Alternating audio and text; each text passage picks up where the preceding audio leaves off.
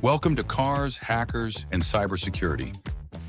Here we break down the latest in automotive cybersecurity, helping you stay ahead in building secure, connected vehicles.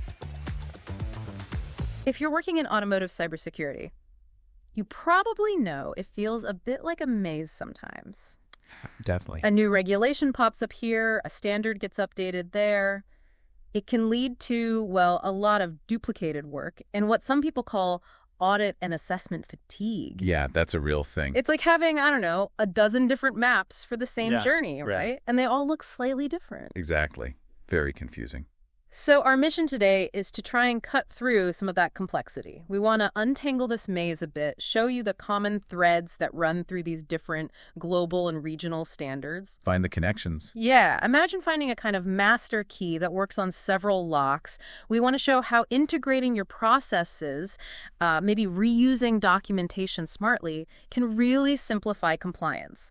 Give you a shortcut to being well-informed without feeling totally buried. And that's really what's fascinating here, isn't it? Because despite just the sheer volume of rules and standards, there are these clear patterns. There are connections if you look for them. We're not just going to list regulations today. We want to help you understand why they exist, how they fit together, and maybe most importantly, how you can apply that knowledge efficiently. Because, knowing something is one thing, but understanding it and using it, that's where the value is. Okay, great. So let's start by laying down the global foundation. When we talk about international automotive rules, where do we usually begin? It's WP29, right? Yeah, WP29, that's the UN's World Forum for Harmonization of Vehicle Regulations. Think of it like the UN, but specifically for vehicles.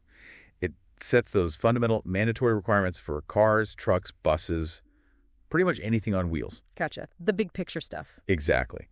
And coming out of WP29, there are two really critical UN regulations that kind of set the stage globally. First up is UN Regulation 155, UN R155. Okay. This is a global mandate. It says vehicle manufacturers must implement a cybersecurity management system, a CSMS, and crucially, it's across the entire vehicle lifecycle. So not just during development? Nope. From the very first concept sketch through development, production, and even into the post-production phase, when the car's out on the road, it's a requirement for type approval. Which is basically the license to sell the vehicle model legally. Pretty much, yeah, the official stamp. So UN R155's goal is basically ensuring continuous cybersecurity for road vehicles. Okay, that's 155. What's the other one? That would be UN Regulation 156, UN R156. This one zeroes in on software update management systems, SUMS. Ah, software updates. Huge topic. Huge. Its purpose is to make sure that all software updates, whether they're over the air, OTA updates, or done physically via a connector, are secure and safe. Again, throughout the vehicle's entire lifespan, it's about stopping unauthorized changes and keeping the vehicle compliant with its type approval. Right. So those are the big mandatory UN rules. But just following those isn't enough, is it? There are standards and frameworks that guide how you actually do secure development. Exactly. That's where things like ISO 21434 and ASPICE come in. Okay, tell us about those. So ISO 21434 is a major international standard. It gives companies a really detailed framework, a roadmap, if you will, for managing cybersecurity risk in vehicles. Again, across the entire lifecycle concept, development, production, operation, even decommissioning. The whole lifespan again. Yep. Its main mantra is security by design, building security in from the absolute start, not tacking it on later. And there's also ISO 5112, which isn't as well known maybe, but it provides guidelines specifically for auditing against ISO 21434. Okay, so 21434 is the what and how for security risk management. What about ASPICE? Right, ASPICE Automotive SPICE. This isn't a regulation like UN R155. It's more of an industry framework, but it's very widely used. Think of it as the rule book for developing high-quality automotive software. Like a process improvement model. Exactly. It helps companies assess and improve their software development processes. It gives structure, defines maturity levels. It's really an enabler for good, solid engineering practice. Okay, so we've got the global UN regulations setting the baseline, and standards like ISO 21434 and frameworks like ASPICE providing the detailed how-to. But now, this is where our maze gets really interesting, isn't it? The regional variations. Because manufacturers don't just operate globally, they have to comply with specific rules in specific countries. Absolutely. This is where you really need to pay attention to the details. Take China, for instance. Okay. They have GB 44495-2024. That's mandatory. And it sets technical requirements for vehicle information security. Now, it's definitely influenced by UN R155 and ISO 21434. You can see the parallels. But it includes specific requirements tailored just for the Chinese market. Local flavor. Exactly. Yeah. And similarly, they have GB 44496 for software upgrades. It mirrors UN R156 in many ways, but mandates things like notifying users before an upgrade and getting approval for certain types of changes. It's about fitting those global ideas into their specific context. Right. What about Europe? The EU seems to be very active here. Oh, definitely. In the European Union, there's a lot going on. You've got the NIS2 directive. This is an EU-wide cybersecurity regulation, and it expands the definition of critical sectors that need strong cybersecurity. So beyond just the vehicle itself. Yes, it mandates stricter risk management practices, faster incident reporting with specific deadlines, and importantly, it makes top management directly accountable. NIS2 is really about the organization's overall cybersecurity posture. Okay, organizational level. What else? Well, there's the EU AI Act. It's not solely automotive, of course, but it definitely connects with the Cyber Resilience Act, especially when you have high-risk AI systems inside digital products, which vehicles increasingly do. Enforcement is rolling out now, and it'll be fully applicable in 2026. And the Cyber Resilience Act itself, the CRA. Right, the EU Cyber Resilience Act, or CRA. This was formally adopted October 10th, 2024. And this is key. Unlike NIS2, which focuses on the organization, the CRA is a product-level regulation. It targets the security of the product itself. Product level. Got it. Okay, China, EU. What about the U.S.? In the United States, it's a bit of a mix. You have the NHTSA cybersecurity best practices. These are more like guidelines, recommendations for vehicle OEMs, Tier 1s, Tier 2s, covering vehicles, and even mobile apps connected to them. So guidance rather than hard law there. For the NHTSA part, yes. But then there's a really significant and very new development focusing on securing the information and communication technology and service supply chain. That sounds important. It is. The key date here is March 17th, 2025. This regulation directly targets national security risks coming from connected vehicles. Specifically, it prohibits importing or selling certain vehicle connectivity hardware or software if those components come from entities owned, controlled by, or under the jurisdiction of China or Russia. Wow. Okay, so that's a direct supply chain security measure with geopolitical implications. Absolutely. A very strong focus on supply chain integrity and protecting the transport system from specific perceived threats. Okay, that gives us a really good map of the global and regional players. Now let's zoom back in on the EU Cyber Resilience Act, the CRA. You said it's product level. That sounds like it hits manufacturers right where they design and build. It does. So what does this actually mean for a company making, say, a component with digital elements? What are the core requirements they absolutely have to meet to sell in the EU now? Okay, good question. The absolute core of the CRA is this.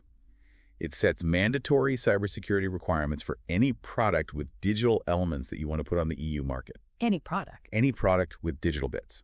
If it connects, communicates, processes data digitally, it has to meet these security benchmarks. Sure. Period. No ifs, no buts if you want to sell in the EU. Okay. And what kind of requirements are we talking about? They cover the entire product lifecycle. Again, that theme. Mm-hmm. From design all the way through to end of life. It mandates core principles like security by design. Security isn't optional. It's fundamental from the start. It also requires robust processes for managing vulnerabilities, clear mechanisms for reporting incidents, and, crucially, the use of a software bill of materials, an SBOM. The ingredient list for software. Exactly. Think of it like that. You need to know what's inside your software to manage risks. And it demands ongoing product support and updates throughout the product's expected lifespan. Okay, so it's a whole life cycle commitment. Absolutely. And the CRA also lays out clear obligations not just for manufacturers, but also for distributors and importers. Everyone in the supply chain has a role and responsibility here. Shared responsibility. Mm-hmm. And finally, it uses differentiated conformity assessment. Basically, how strictly the product's security is checked depends on its risk level. A simple connected toy won't face the same scrutiny as critical infrastructure components. It's meant to be proportionate. And if you don't comply? Well, the penalties are significant. Non-compliance can lead to fines up to €15 or 2.5% of the company's worldwide annual turnover, whichever is higher. Ouch. That's definitely enough to make companies pay attention. For sure. It's a serious incentive to get cybersecurity right from the start. So, with those kinds of stakes, how are companies actually tackling this? Is it mostly about bulking up legal teams, or are we seeing more focus on, the tech and process side? And specifically for automotive, you mentioned the scope is well, debated. Yeah. Highly discussed. The rule is that regulations are excluded, not whole industries, right? Yeah. Can you unpack that a bit more, especially how it applies to different vehicle types? Right. The main adaptation strategy seems to be integrating this into engineering processes, using smarter tools, rather than just throwing lawyers at it. It needs to be part of the development DNA. Makes sense. Now, regarding the scope in automotive, it is tricky, like peeling an onion, as you say. The key principle is avoiding double regulation where possible. So, for example, the EU's General Safety Regulation, GSR, already implements UN R155 for typical passenger cars, that's Category M, and commercial vehicles, Category N. Because those vehicle categories are covered by an existing EU regulation linked to UN R155, they're excluded from the CRA. No double jeopardy there. Okay, so standard cars and trucks are out of CRA because they have GSR UN R155. What about other categories? This is where it gets interesting. Take Vehicle Category O trailers. Within the EU, UN R155 doesn't apply to trailers. So because there's no other specific cybersecurity regulation covering them at that level, trailers with digital elements currently fall under the CRA. It's a bit of a loophole, or maybe an unintended consequence, and it's definitely something the industry is talking about potentially adjusting later. Okay, that's one twist. Any others? Yes. Vehicle Category L, these are your 2- or 3-wheelers, quadricycles, things like that. They were actually recently added to the scope of UN R155. So they should be excluded from CRA too, eventually. You'd think so. But here's the complexity. Article 68 of the CRA already amended the existing EU type approval regulation for L category vehicles to include cybersecurity requirements based on the CRA. Wait, so they're covered by UNR 155 and have CRA requirements applied via their own regulation? Currently, yes. It creates a temporary double regulation. It's widely expected, definitely expected, that the CRA text itself will be adjusted to remove L category from its direct scope, leaving them covered solely by their own type approval regulation, which now includes those cybersecurity aspects. Wow, okay. That's convoluted. It is a bit. Legislative processes can be like that. What about the rest of the automotive supply chain, like component suppliers? Yeah, that's another area where the lines are still being drawn, not finally discussed in every detail. The general understanding right now is if a supplier makes a digital component and that component gets type approved as an integral part of a whole vehicle under GSR 155, for example, then that component itself is excluded from the CRA. It's covered by the vehicle's overall approval. Okay, part of the car, covered by the car's rules. Right, but aftermarket parts, retrofit parts, or any digital components that are sold separately onto the market and aren't part of an original vehicle's type approval, those are not excluded. They fall under the CRA. So a replacement infotainment unit sold directly to consumers would be CRA? Likely, yes. Yeah. And it goes beyond just parts for the vehicle. Think about products with digital elements around the vehicle. Electric vehicle charging stations, maybe some navigation apps sold independently. Those also fall under the CRA. Okay, broad scope then. Any other vehicle types? Yes. Important to note. Off-road vehicles. Think agriculture machinery, forestry equipment, construction vehicles, this stuff covered by the TRSG regulation. These will fall under the CRA. There's a specific ISO standard being developed for them, ISO 24882, and it's explicitly aligning itself with the CRA requirements. Right. So summing up the scope, it's nuanced, still evolving in places like L category and trailers, but definitely applies to separately sold components surrounding infrastructure and off-road vehicles. Clarity is still emerging. Exactly. It's a dynamic picture. And that dynamism is exactly why understanding the common ground between these rules is so vital. Even if the edges blur, the core principles often overlap significantly. The sources we looked at mentioned a visual map showing overlaps between ISO 21434, ACE-PLE, and the CRA. Can you walk us through those key intersections? Where do they align and where do they differ? What's the connective tissue? That's really the key to managing this efficiently. And you're right, there's significant overlap. The biggest one, pretty much all modern cybersecurity regulations and standards, including these, build on a fundamental risk management framework. Often the principles align with something like ISO 31000. So that's a huge shared basis. Okay, risk management is foundational. Yep. Both ISO 21434 and the CRA also stress covering the complete life cycle, like we discussed, not just development, but right through to decommissioning. And both mandate security by design principles, requiring defined processes and policies. So similar philosophies. Where do the differences kick in? They get more specific when you look at how things are done. Take risk assessment. ISO 21434 has quite specific mandatory elements and steps for its threat analysis and risk assessment method, the TARA. Right, the TARA process. The CRA, however, doesn't dictate a specific method. So you could use TARA to meet CRA requirements, which is good for reuse. But the CRA adds some nuances. It says risk must be considered in relation to the health and safety of users. And the assessment isn't just about the product's intrinsic risk, but also about its compliance with the CRA's specific essential requirements listed in its Annex 1, which covers organizational aspects too. And crucially, the CRA mandates doing this risk assessment early in the planning phase. ISO 21434 suggests it, but CRA makes it a harder requirement early on. Interesting distinction. What about end of life? That seems like a big topic for long-lived products like cars. Huge difference here. ISO 21434 doesn't actually mandate a specific support period. There's kind of an industry rumor expectation of maybe 15 years, but it's not written in the standard. It just requires you to declare when cybersecurity support ends. Just declare it. The CRA is much stricter. It demands a support period of no less than 5 years. And justifying anything less than 5 years is apparently very difficult. Plus, that end of support date must be specified clearly at the time of purchase. Wow, okay. So the customer knows upfront. Exactly. And the CRA also has tougher documentation rules here. Technical docs, user manuals, information about updates, they have to be available to customers for at least 10 years after the product is first placed on the market. 10 years for documentation. That's a long time. It is. Another key area is the software bill of materials, SBOM. The ingredients list. Right. ISO 21434 kind of implicitly requires it. Yeah. You can't really do effective vulnerability management without knowing what components you have, so it's seen as a necessary enabler. Makes sense. The CRA makes it explicitly mandatory. You must have an SBOM, and the recommendation, the best case, is to also share it within your supply chain. Transparency. Okay. What about responding when things go wrong? Vulnerabilities, incidents? Both cover vulnerability management and incident response. But again, the CRA gets much more specific, especially on timing. How so? ISO 214344 outlines the need for processes, but the CRA mandates reporting actively exploited vulnerabilities or severe incidents to the EU Cybersecurity Agency, ENISA, and the relevant National Computer Security Incident Response Teams, or CERTs. And it sets tight deadlines. Deadlines? Like what? Like an early warning within 24 hours of becoming aware, a more detailed notification within 72 hours. And then final reports no later than 14 days for vulnerabilities or 1 month for incidents. ISO 21434 doesn't impose any specific timing like that. 24 hours is fast. Very fast. It requires slick processes. Finally, conformity assessment and audit how you prove compliance differs quite a bit. Okay. ISO 21434 primarily requires an organizational level CSMS audit.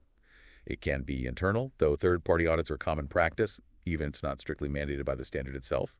Project-level cybersecurity assessments are encouraged, highly appreciated, but not strictly mandatory by the standard. Right, and the CRA? The CRA depends heavily on the product's risk category default, important or critical. It could involve just a self-assessment by the manufacturer, or it might require a third-party conformity assessment body, or even for the most critical products, adherence to a specific EU cybersecurity certification scheme. Much more varied. So different levels of proof needed depending on the product risk under CRA. Exactly. But one thing both strongly emphasize is the need for effective supply chain management. Knowing and managing the security posture of your suppliers is crucial under both frameworks. That breakdown is super helpful. It shows the shared DNA, but also the specific mutations, especially the CRA being more prescriptive on things like deadlines and end of life. Now let's bring LSCS back into the picture. We said it's the framework for good software development process. How does it help navigate this landscape of ISO 21434 and CRA? Can it be a bridge? It absolutely can be. Think of ASPIS as providing the solid foundation. It gives you that structured product development framework, delivering a lot of the basic processes and practices that ISO 21434 and also the Cyber Resilience Act can then build upon. So if you're already doing ASPIS well. Exactly. If you already have mature, well-defined development processes thanks to ASPIS, then layering on the specific cybersecurity requirements from ISO 21434 or the extra demands of the CRA becomes much, much easier. It's not starting from zero. Where does ASPIS specifically help? Well, several areas. That organizational CSMS we talked about. ASPIS's project management processes, MAN.3, especially at higher capability levels, support having standardized processes that can be tailored for project-specific cybersecurity needs. Okay. Managing cybersecurity work with suppliers. ASPIS has an acquisition process group, ACQ, that covers evaluating supplier capabilities and defining responsibilities that fits right in. Right, supply chain again. Yep. And for the ongoing activities, ASPC processes like problem resolution, SUPP9, and configuration management, SUP.8, are vital. Good configuration management is absolutely essential for vulnerability tracking. You need to know which vulnerability affects which software baseline in which product variant. Can't fix what you can't find. Precisely. And problem resolution provides a structure for handling issues, which can include security incidents. Plus, generally all the core software engineering, SWE, and system engineering, SYS processes and ASPs, covering concept through testing, and the validation, VAL processes, provide the backbone for building security during development. So it underpins a lot of the development lifecycle. Are there areas where ASPs is less helpful for these cybersecurity standards? Yes, there are gaps or areas of weaker support. ASP's main focus is really on the development phase up until the start of production, SOP. So the post-development phases, managing products already out in the field, handling end-of-life security support, those aren't really covered in depth by ASPs. Okay, the later lifecycle stages. Right. Also, while ASPs includes general risk management, it doesn't typically go into the very deep technical threat modeling required by something like ISO 21434's Clause 15 on threat analysis and risk assessment. ASP's risk management is often more project level. Got it. So ASPIS provides a strong process foundation, especially during development, but you need ISO 21434 and CRA for the specific cybersecurity content, the post-SOP lifecycle, and the deep technical risk analysis. It's a good summary. Okay, so pulling this all together, we see ISO 21434 and the CRA covering similar ground, but the CRA often demanding more specifics, more rigor in certain areas like deadlines, SBOM, end of life. And ASPIS provides the process engine underneath. This leads us to this idea of a one-process vision. How do companies actually do that? How do they integrate this without driving their engineers crazy? That's the million-dollar question, isn't it? The core idea of the one-process approach is integration, not duplication. If your product development already follows ISO 21434, and now maybe that product also falls under the CRA, you don't create a separate CRA process. Please no. Right. Instead, you enhance your existing ISO 21434 compliant processes to meet the additional or more specific requirements of the CRA. You become more specific on risk assessment regarding health and safety. You formalize the end-of-life commitments. You ensure your SBOM process is explicit. You build in those tight vulnerability and reporting deadlines. And you figure out the right conformity assessment route for the CRA. So enhancing, not replacing. Exactly. And ASPLUS is the enabler for this integration. Its structured processes naturally support security by design and give you the framework to manage these lifecycle activities. Can you give a concrete example? Sure. Let's take ASPLUS problem resolution process, SUP.9. This process is already about systematically identifying, analyzing, tracking, and resolving problems found in the product or process. Okay. This can be an excellent foundation for your vulnerability management and incident response required by both ISO 21434 and CRA. A reported vulnerability is a problem. An incident is a problem. SUP.9 already requires logging, tracking, ensuring traceability, verifying the fix, and communicating with stakeholders. So the basic mechanics are there in ASPIS. Right. Then you layer the CRA's specific requirements on top. You configure your SUP.9 tooling or process definition to flag cybersecurity issues, trigger the 24-hour, 72-hour reporting deadlines to ANISA certs if it's a CRA-relevant vulnerability or incident, and ensure the final reports are generated within the 14-day or 1-month timeframe. Ah, I see. So you modify the existing process to handle the extra rules. Precisely. The goal is one unified workflow, one process, and ideally one set of work products like a risk assessment report or a vulnerability tracking ticket that satisfies the requirements of multiple standards where they overlap. How do you make that practical for the teams doing the work? Smart tooling helps immensely.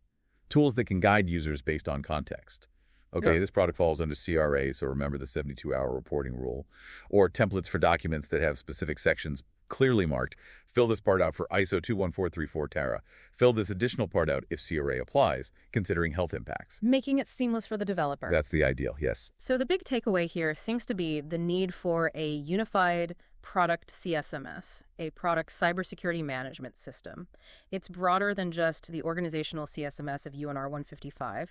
It's about the entire product lifecycle management, probably using SPIs as the quality management bedrock, and integrating the specific requirements from ISO 21434 CRA, maybe China's GB standards, all into one coherent system. That's exactly the vision. The developer, the engineer, the tester.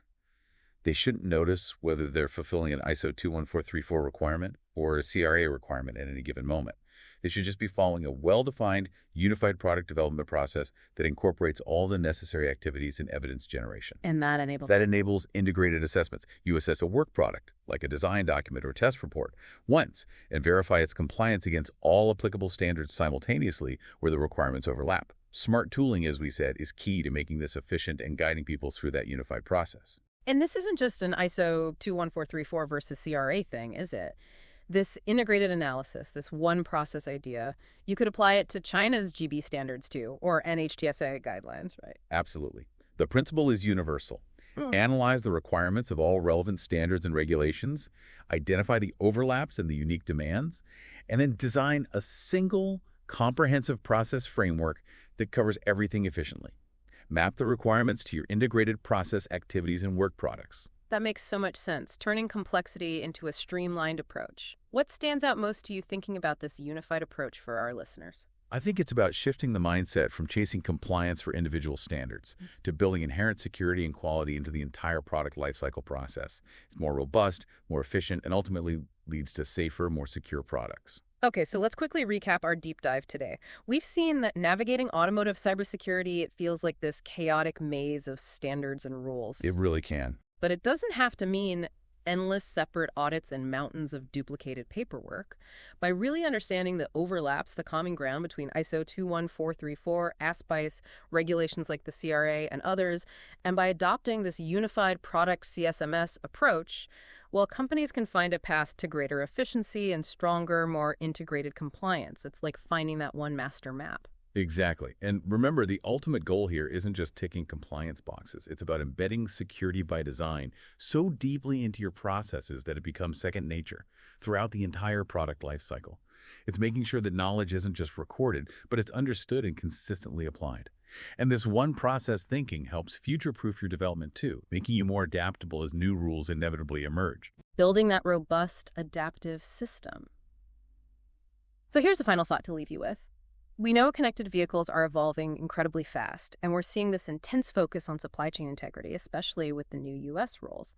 How might this one process philosophy need to stretch even further? How can it help anticipate and manage cybersecurity challenges we haven't even thought of yet in the even more complex automotive ecosystems of the future? That's a big question. And maybe on a more immediate level.